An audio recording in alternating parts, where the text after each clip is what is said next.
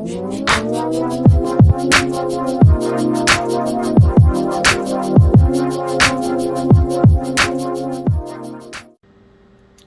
and welcome to Old School EMs. Today we're going to take a look at my little collection here. What I got. I've got a Space Odyssey Williams. I've got a roller coaster from Gottlieb. Then right next to it is a Bally Bowl O, which is fairly unique. It's got one of those raising canopy glass pieces. Instead of sliding the glass out, you have to literally raise the canopy on it. And then over here on the right hand side where we started out earlier was the Pat Hand by Williams. Beautiful piece, beautiful piece. The playfield on this thing is just gorgeous. There's a few little areas of wear down here by the pop bumpers, which are, typical of games from this era. I mean, how would you, feel on wear if you were 40, 50 years old? Come on now, people. These things were meant to be used, abused, and thrown away after, a year or so. They weren't meant to last forever like they have. But I'm just amazed by, the amount of people that lack the knowledge of, how to repair these things. So that's where I come into play.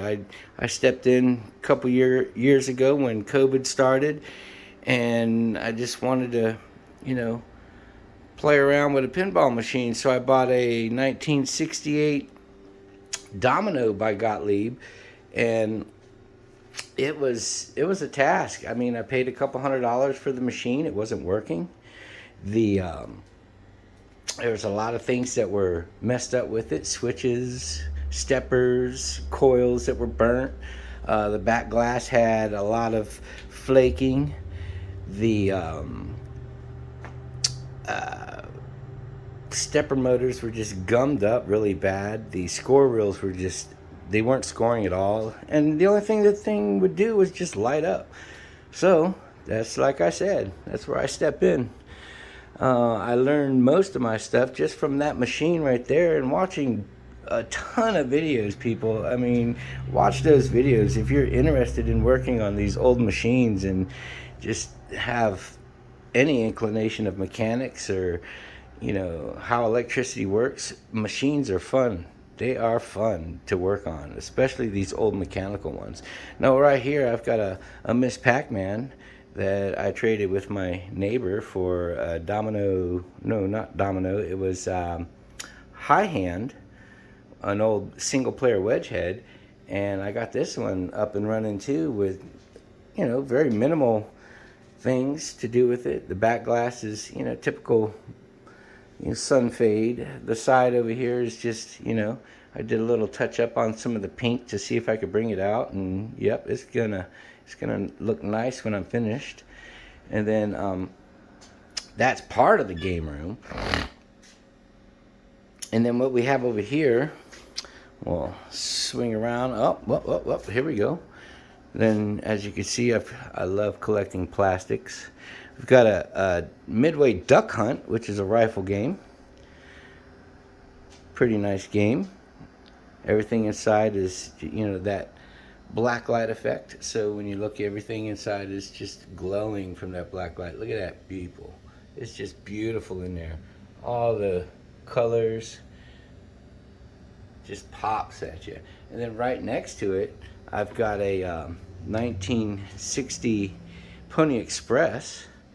As you can see, my son liked to put his teddy bear there. It's his good luck charm. And then some of the wax I use. Sorry for having it laying out, but the Pony Express is just a beautiful piece here from the 60s by Chicago Coin. Back in the days where we had to take the mail across the U.S. That's right.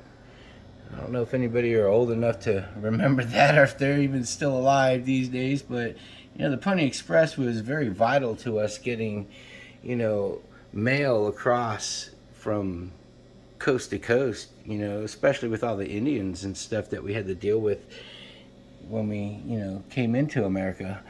But as you can see, there's some targets in there that you could drop, and Indians on horses. You've got buffalo. You've got some black cat panthers, which are pretty cool to shoot down.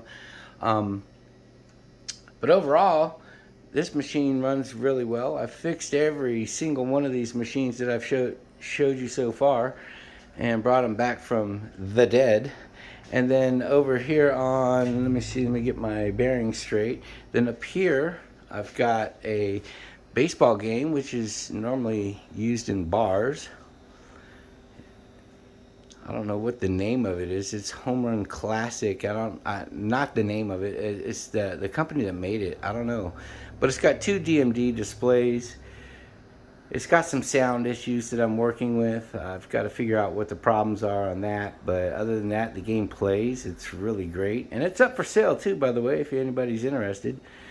Just drop a link down in the bottom where you can get a hold of me and, PM message me.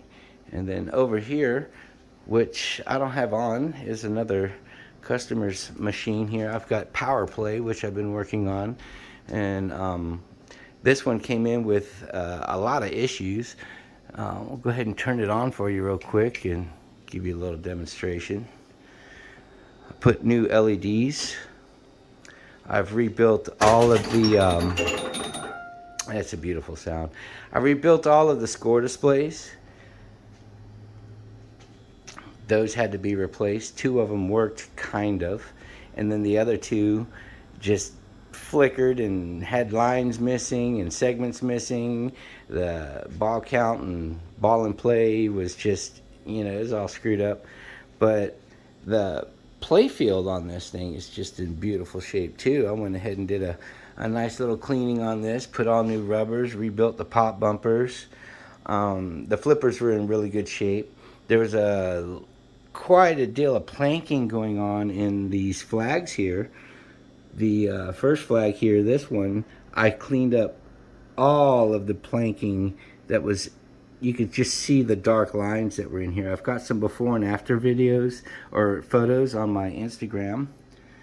But as you can see, it's up and running. It's ready to go. It's leaving here in the next couple of days.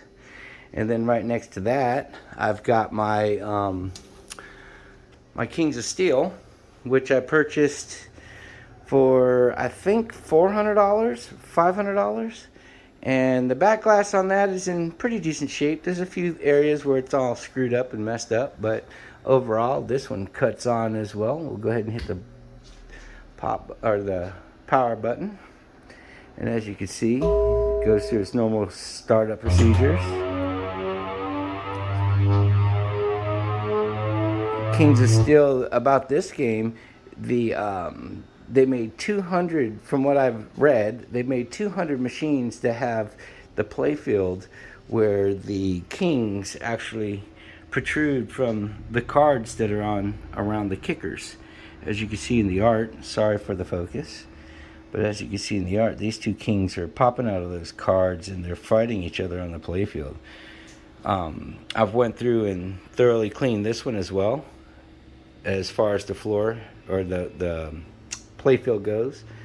Everything's new LED lights, got them all popping. I've only used 2 colors. I used a blue and a bright white, and these are those 555 plug-in type bulbs, so I had a challenge trying to get some of those. But luckily, Comet Pinball has all your lighting needs. If you really need to get some lighting, Comet Pinball is where it's at. I mean, they've got a really big selection of different types of lights and everything that you can use for these games. I like using the Star Brights and the natural whites when it comes to some of the games with that have, a natural lighting, like this Stampede here. The Stampede is a beautiful example of how bright those Comet white lights are. And as you can see, I'll get a little closer to it, and you can see how it just brightens up those plastics. Look at that, people. Look how bright that is. And people say LEDs are bad, but to be honest with you, my opinion, I like LEDs because it doesn't run my electric bill up.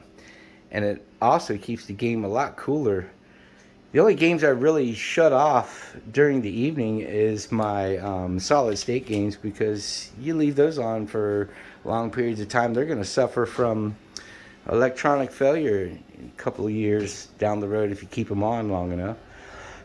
Excuse me. But this one here's the Phoenix by Williams. I got this. A customer brought it in. He wanted to get some repair done on it. And what happened was he couldn't afford to get the boards replaced. The boards had some severe battery damage from acid, or the alkaline damage. It dripped down from the top boards all the way down to the bottom boards. It left a trail all the way around the traces for the grounds. It was really super bad. So basically what I did is I went out and got new boards for the back, and he wound up selling it to me because he couldn't afford to get the boards fixed. So that's what I did. I paid him for the machine. It was a fair price, being that it's going to cost me $400 or $500 just to get it fixed again. But let's go ahead and hit that on switch, and you'll see the colors and everything that I've done with this machine. This one doesn't have a sound or anything that comes up when you turn it on. It just turns on. It's just beautiful. And basically I left incandescents in the playfield along with some blue comet. Those blue comets, they just, oh my gosh, they pop, man. I love the way it looks, and I love how the playfield on this has got a lot of planking. I haven't cleaned this one up yet really well, but all I did was a basic clean on this. And later on this week, I might get into getting some of this planking taken care of, but overall, this playfield is in really good shape. As you can see, as I get closer, you can see some of that planking that's going on and some of the dirt that's still in there. This one still needs a rubber kit, which I have graciously put on my list of parts to replace. But this game came along, and the displays and everything worked really well on this game. Had no issues out of those. Cleaned up all the switches and everything underneath the playfield. Rebuilt the pop bumpers. Rebuilt the flippers. The kickers were okay. They were in decent shape. But other than that, those main boards is what really killed this machine over time. But to be honest, I think this was a home use machine, for the simple reason there is like no paint missing. It's just got its regular typical wear on the front. The sides are just in beautiful shape, and if you look up on the side of the side box, or the back box here, you still got the beautiful art. There is some damage to the back glass. There's some flaking going on, and over here on the left side, right here in his hand, there's a spot where every time you took the back glass out, it would scrape up against that display right there. And what happened was the display was just hanging. Every time I took the back glass off, it would hang. So what I did was I put a little dollop of hot glue behind it and stuck it back up there and held it until it stayed, and it's been there ever since. It hasn't budged, and done really good for something that's come this far in the years and has survived. I love it. I love making these machines just come back alive. It's something about it. I feel like Frankenstein. But as you can see, I've done a lot of work. And then back over here in this back corner here, I've got another customer's machine. It's a Zachariah Devil Riders. This was an Italian-made pinball machine. The company put out several titles, not too many, but I've been working on this one, doing the playfield and everything. I've already disassembled the playfield, put some new plastic pieces in here, got the lighting to work on it and everything. So I'll go ahead and flip it on, and I'll show you what I'm working with right now. And then as far as you can see, this one had a lot of battery damage on the MPU board, so it's been taken and somebody's going to rebuild it, and the customer's supposed to bring it back here in the next couple of days. So hopefully I'll have that back here soon. But as you can see, excuse my laundry area. But this is another example of, not just the U.S. making machines, but this one here is in really super good shape. If you can look down the side there, sorry, I'm kind of cramped here with my conditions. But the artwork on this is just really, really nice. As you can see, if I'll go up the side here, there you go. Look at that. It's just gorgeous. So, Devil Riders is, it's not a real popular title. I think Farfalla is the next one that's really sought after, that everybody likes. But unfortunately, I couldn't get my hands on one of those. So, also, I've got over here from the Seattle Pinball Museum. I've done a couple of their pieces. I've done a Nippet, and that Nippet was a lot of fun. But this one here is called Chicago Coins Funland Rifle Game. And as you can see, the paint on this is just in really good shape. The rifle and everything up here is in pretty decent shape. It's got its rust and everything that it normally typically gets over the years. But as you can see on the inside, the black lights are working really nice. I've got this one, I've got a few issues on this one. I've got a couple switches that are bad, and then those switches need to be replaced. The shot count stepper was messed up on this one. It was so gummed up, it wouldn't even register. None of the lights would come on. Now that I got it freed up, it works like a champ. The light bulbs, are a few quirky light bulbs in here. I got to go through and clean some sockets, maybe replace them. But like I said, this is a gorgeous piece. And if nobody's ever messed with a gun games are, or rifle games, or however you want to call it, it's so much mechanics involved underneath that to me, it's fun and a challenge to work on. So these gun games, if you guys can get your hands on one, get inside of it, tinker with it, play with it, you got it. I'll take a little walk back here to the back side, show you the insides of it. Right here on the door, the back door, you've got your main score motor here. And like I was saying, the switches, let me see if I can find a good example of that switch that was, missing a leaf. Let's see, it's one of these. Oh, here we go. If you look right up in here. No, wrong one. Sorry, using my phone. Give me a second. I know I've got one. It's super close. It's in here somewhere. Here we go. Right there. See that?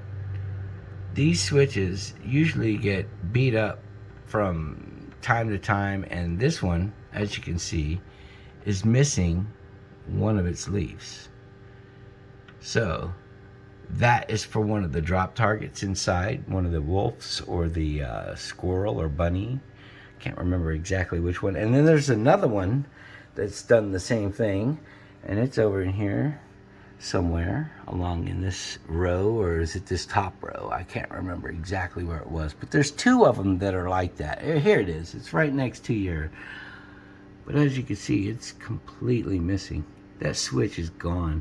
And this one is for the center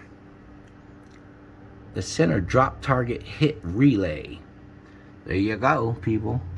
But Chicago Coin, they had a challenge with a lot of their games, and a lot of the companies were getting mad with them because they were taking ideas from other companies. So each to his own, right?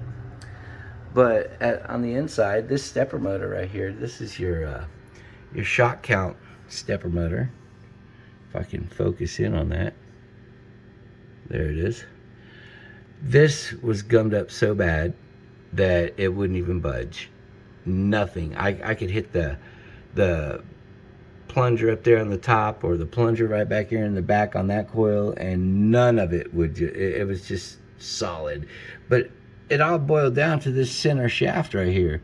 The center shaft, if you know, it's all gummed up and over the years hasn't ran in so many years. So basically all I did was I took a couple drops of oil and freed it up a little bit. I'm gonna go in and completely clean it, but put a couple drops of oil, freed it up, cleaned up this contact board on the other side. I don't know if you can see it, but I cleaned this contact board up with the spider and got it up and running. That's basically all it was, you know, holding this puppy back was that little motor.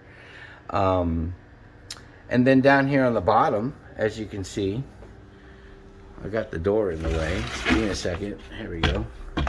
This is the very interesting part. There's the reset bar going across there with those coils. Those are for your targets.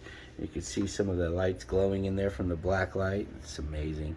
And if you look over here, there's a speaker for sound. Oh yeah, and by the way, this one has an 8-track player in it. No tape, but hopefully I can find an old 8-track tape and see if it works. Maybe I'll make an episode out of it or something. But for my first episode, I just wanted to see you know, what everybody thought of my collection and what I'm doing. And hopefully we can bring these bad boys back to life again. And if you look down here, that little motor with the cog, it's kind of hard to see, but that little motor right there with the cog on it, that is the reverse motor for the clown that goes back and forth on top. So basically when you hit the clown, what it does is it reverses itself, and once it reverses itself, starts off in the center up there. If you could see him, he's got his legs all jumping, but he'll be going left and right, but right now he just goes right, doesn't go left. So that one little cog motor down there at the bottom and that little coil, it's jammed up and froze. Something's wrong with it. It doesn't ohm out, so I'm gonna get that checked and maybe replace the coil, free it up a little bit. I think the armature that attaches to the plunger that activates the switches up there, because I can manually hit the switch with my finger, just hit the switch and boom, it starts, it reverses, it does its thing. But there you go, people. This is a little show of my collection here. Hopefully you guys liked it, and if you liked what you see, hit that thumbs up button.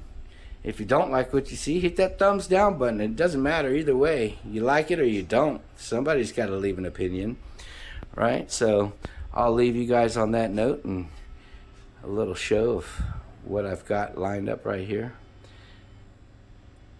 And you guys have a beautiful, beautiful day today. I know COVID's out there running rampant. Stay safe. Wear your mask if you feel you need to wear a mask.